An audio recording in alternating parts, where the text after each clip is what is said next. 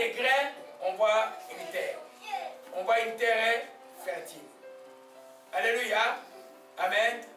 Vous sèmerez toujours dans une terre fertile.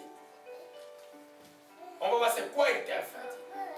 Parce que si tu sèmes dans une terre qui est rocailleuse, ça ne va pas pousser. Il faut semer toujours dans une terre fertile. Je me rappelle à l'époque où l'Esprit m'apprenait beaucoup de choses à transcender les dénominations, que tu pouvais trouver des vrais serviteurs dans d'autres dénominations. J'avais une offrande un jour, j'étais en train de prier pour ça, parce que je voulais dire Seigneur, je crois qu'il y a des gens qui sont baptisés, qui sont bons chrétiens, mais ils sont bloqués par l'enseignement, alors, qui sont nés de nouveau aussi, certains. Et puis je priais un jour, j'avais une offrande sur ma table, et puis l'Esprit, je vis Charles Saleh passer à la télévision, j'ai fermé les yeux, je vois, il m'a montré un pot rempli de bonnes terres. Charles Saleh, quand il enseigne sur les dons, sur le Saint-Esprit, c'est pas ça. Mais c'est un serviteur de Dieu, intègre, dans d'autres champs de la vie, épreuve, tous les autres, il enseigne des enseignements très profonds. Je vis un pot, comme le pot où on met des fleurs, totalement plein d'engrais. Et j'ai pris l'offrande, j'ai envoyé là. C'est pour dire que la terre où vous semez, les ministères où vous semez, doit être la première condition d'une terre fertile. Alléluia. Amen. C'est une terre ou un ministère, une église ou un serviteur de Dieu, mais qui a été, si c'est un ministère qui est initié par le Saint-Esprit. Si c'est un homme de Dieu qui a été appelé par Dieu et que le Saint-Esprit a dit mettez-moi à la part cette personne pour ce que j'ai appelé à faire. Toute œuvre de Dieu qui n'est pas initiée par les Saint-Esprit, comme les gens qui s'assoient, oh on va faire une église, hein, on vient de quel pays, on va se réunir et tout ça. Vous allez voir que ce n'est pas, ça ne sera jamais terre fertile. Parce que c'est Dieu qui établit. Alléluia. Il faut que ce soit un ministère établi par les Saint-Esprit. Ça peut être une église, ça peut être un ministère, ça peut être même un serviteur de Dieu ou une servante du Seigneur. Alléluia. C'est une terre fertile. Alléluia. Donc, la deuxième condition, que c'est là où le nom de Jésus-Christ est glorifié. C'est-à-dire que tout est fait pour l'honneur de Jésus-Christ. Ce n'est pas le lieu où le nom de Jésus est blasphémé, mais le lieu où le nom de Jésus-Christ est glorifié. Amen. Alors, pour ça, là, il faut que la doctrine de Jésus-Christ soit une bonne doctrine. On va y arriver par après. Alléluia. Parce que, si vous s'aimez, par exemple, aujourd'hui, il y a beaucoup d'églises. Vous voyez l'église du Canada mariée et vous homosexuels. Alors, toi, tu prends ta Bible, tu envoies à l'église du Canada ou aux œuvres de l'église du Canada. Dieu peut agréer cela? Non. Mais ils ont le nom de Jésus-Christ. Ils parlent au nom de l'amour. Toi, tu n'as pas beaucoup d'amour. C'est pourquoi tu dis que l'homosexualité est mauvaise. Tu n'as pas beaucoup d'amour. Voyez un peu. Amen. Aujourd'hui, là, il y a une église qui s'appelle l'église de Jésus-Christ des derniers jours. Vous connaissez c'est quoi? C'est les Mormons. Est-ce que c'est une bonne terre? Ils parlent au nom de Jésus-Christ, mais ce n'est pas une bonne terre. Alléluia. Cette terre n'est pas reconnue par Dieu. Les témoins de Jéhovah, c'est une terre n'est pas reconnue par Dieu. Une église de réveil dont les gens, vous allez dans l'église, les gens vont dans un bar la nuit là, et il y a une église à Montréal comme quelqu'un m'a décrit. Et il paraît qu'il y a beaucoup de gens qui viennent, je crois, du Rwanda, je ne sais pas. Mais les femmes là-bas s'habillent comme dans les plages. On dit que c'est la culture des Rwandais sont comme les blancs. C'est pas cette histoire-là. C'est la perversion. Hein? C'est la perversion. Dieu n'est pas là. Une église où les noms des gens qui ne sont pas glorifiés, les règles de Dieu ne sont pas respectées, Dieu ne peut pas honorer. Mais d'abord, dans une église, c'est la tête qui est plus importante. Parce que dans les membres, vous trouvez, il y a toutes sortes. Vous trouvez ceux qui marchent bien, ceux qui tâtonnent encore, ceux qui sont des bébés qui donnent, il y en a qui connaissent encore rien. Mais la tête doit être une tête qui craint. C'est pourquoi avant de s'aimer nos frères dans une église, il faut prier, gêner, que Dieu te montre où tu mets ton pied. Sinon tu vas gaspiller de l'argent. Alléluia. Amen. Nous sommes encore à ce niveau-là. Je me rappelle encore un témoignage, je vous ai parlé de ça déjà plusieurs fois. En 97, on a commencé en 82 une église qui était bonne. À un moment, les gens commencent à dire, on essaie à lier l'église du Canada, on est venu par voie de l'église du Canada. J'ai dit au pasteur, il faut quitter là-bas. Au moins, Dieu va appeler l'évangile là-bas. Si tu restes là-bas, moi je vais quitter. Beaucoup de gens sont venus un peu par moi, moi je suis parti tout seul, sans dire aux gens, sans créer de problème. J'ai dit, je te laisse les brebis de Dieu, prends sur les brebis de Dieu. Mais dans les semaines où j'allais encore, je suis à la Banque Royale, je retirais un $20 sur un $20, il était écrit en stylo, Jésus-Christ. J'étais en jeûne. J'ai dit, mais c'est quoi là, moi qui suis en jeûne, que je retire un $20 où c'est écrit Jésus-Christ. Je vais le mettre à l'église. Je l'ai mis dans les paniers. La nuit en vision, en rêve, on me montre quand j'avais les toilettes en Afrique. Là. Des fois, tu peux voir des asticots dedans, non? Tu vois, il y a des planches comme ça, tu vois des asticots dedans. Je vois mon $20 entrer dans les asticots. Là, pour Dieu.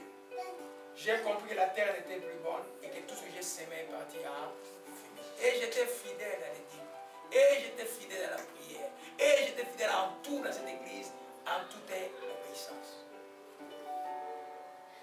Mais Dieu ne reconnaît pas. La bonne terre est extrêmement importante.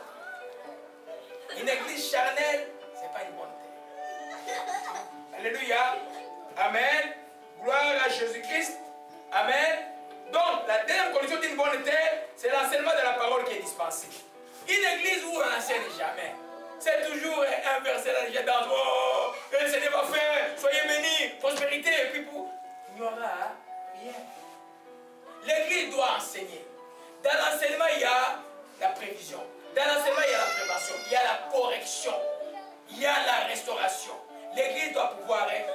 Si l'enseignement, vous n'êtes pas satisfait de l'enseignement de l'église, pourquoi vous donnez? Alléluia. Vous semez dans une terre, une bonne terre, parce que vous êtes nourris par cette bonne terre. Si cette bonne terre ne vous nourrit pas, pourquoi vous semez? Et si vous êtes nourris, pourquoi vous ne donnez pas? Alléluia. Alléluia. Une bonne terre. Alléluia. Oh, gloire à Jésus-Christ. Amen. Et on va un peu voir dans Oshimala Kamaratakaya. Malachie chapitre 3. Yahweh Shimalakaya. Malachie chapitre 3. Oh Malachi Balakabarasta. Alléluia. Amen. Juste par rapport aux responsables, ou à l'ancien, ou au pasteur, ou au prophète, ou à l'apôtre, ou à la personne qui dirige l'église. S'il n'a pas une vie correcte, vos offrandes, ce n'est pas une bonne terre. Pourquoi? Qui sanctifie les offrandes? Alors si la tête n'est pas agréée par Dieu, comment il peut sanctifier vos offrandes? Rien. Alors c'est pourquoi dans les choses de Dieu, n'avez pas trop de sentiments inutiles. L'offrande ne sera pas sanctifiée. Parce que lui n'est plus agréé de Dieu. Je ne parle pas de quelqu'un qui a fait une bêtise et puis il s'est repenti. Je ne parle pas de quelqu'un qui résolument prend un chemin qui n'est pas de Dieu.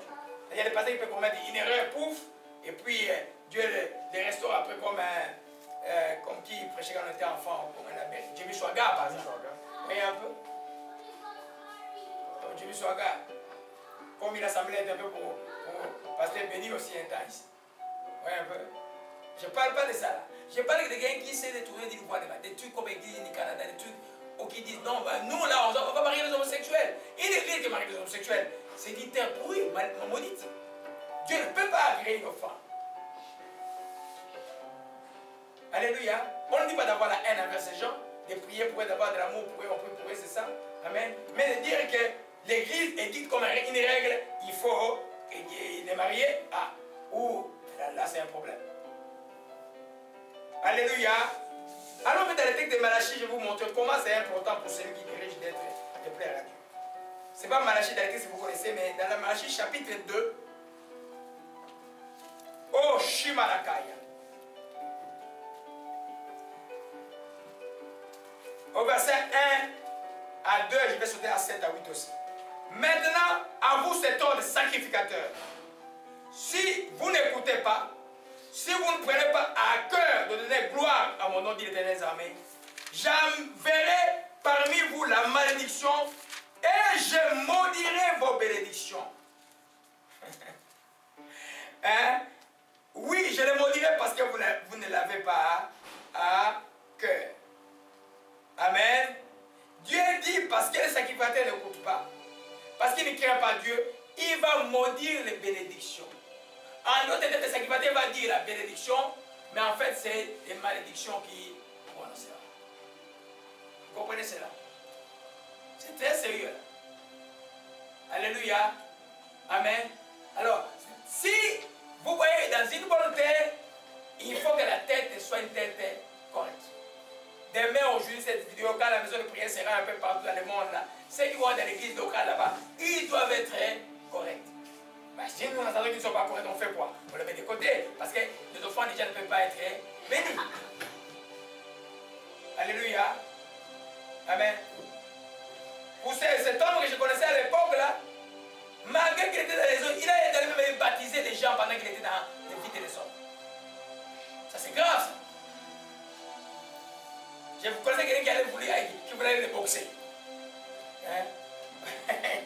Un ancien karatéka. Pourquoi il me baptisait alors qu'il était dans la vie des hommes?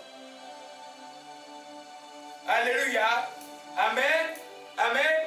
Je maudirai. Je maudirai vos bénédictions. Donc, toute malédiction que vous allez prononcer va être mauvaise. Un autre exemple d'Ézéchiel chapitre 8. Que la terre de l'église, c'est celle qui définit la qualité de la terre de l'église. C'est extrêmement important. Pourquoi? Parce que ce que vous offrez là, c'est Dieu les mange. Qui les mange? Alors si lui n'est pas, Dieu il n'est pas agréé par Dieu. Donc c'est dans les vides. Donc vous n'êtes pas béni. Parce que lui, Dieu ne le reconnaît pas. Parce que vous donnez aux serviteurs de Dieu, à Dieu directement par les serviteurs de Dieu. Mais si les serviteurs de Dieu n'ont pas reconnu de Dieu, votre offrande à Dieu ne sert à quoi? Servent à rien. Amen. Et je suis donné des gens, ils vont juste voir la personne une seule fois, il est arrivé par une campagne de 2 jours. Parce qu'ils ont vu un miracle, 2 miracles, ils croient que c'est un serviteur de Dieu. Faites attention là.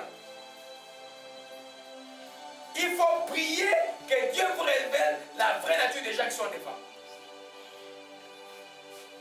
Alléluia. Oh Marashima la Kabashia. Et le Koshima la Kaborotoshia.